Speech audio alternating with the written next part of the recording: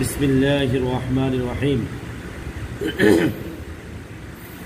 الذين ينفقون أموالهم في سبيل الله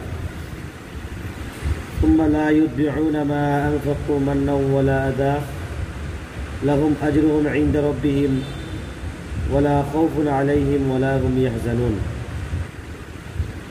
जो लोग अपना माल अल्लाह की राह में खर्च करते हैं फिर ना तो जिसको दिया उस पर एहसान जिताते हैं और ना किसी और तरह उसको आज़ियत पहुँचाते हैं तो उनके लिए उनकी रौब के पास उसका सवाब है और क़यामत के दिन उनको ना तो किसी किस्म का खौफ होगा और ना वो गमगीन होगी।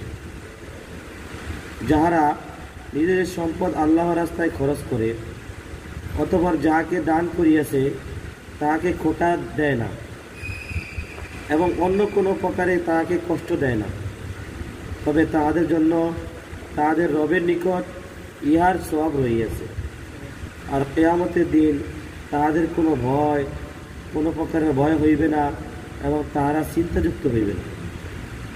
ফায়দা এই আয়াত পূর্বোক্ত আয়াতের পরে রহিয়াছে আর সেই রুকুর সম্পূর্ণ বিষয়বস্তু এই ব্যাপারে বর্ণিত হইয়াছে এবং আল্লাহর রাস্তায় খরচ করার প্রতি উৎসাহ প্রদান ও দান করার পর খোটা দেয়া উহাকে বরবাদ না করার প্রতি সতর্ক করা হইয়াছে।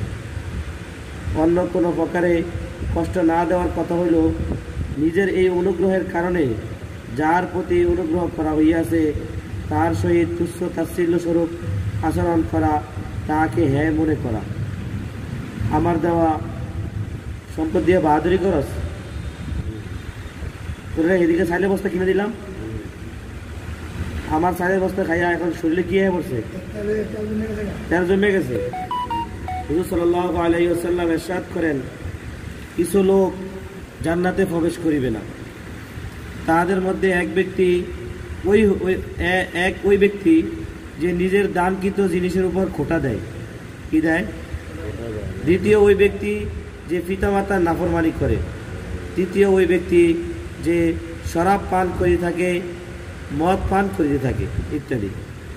ইমাম গাজালি রহমতুল্লাহ আলাই ইহয়া কিতাবে সদকা আদব সমূহে বর্ণনা লিখিয়াছেন, স্বীয় সদকা সমূহকে মান ও আজা দ্বারা বরবাদ করিও না। মান ও আজার ব্যাখ্যা প্রসঙ্গে ওলামায়ে কেরামের কয়েকটি উক্তি রহিয়াছে। কোনো কোনো আলেম লিখিয়াছেন, মান্য হইল স্বয়ং দান গ্রহীতার সহিত এই দানের কথা আলোচনা করা।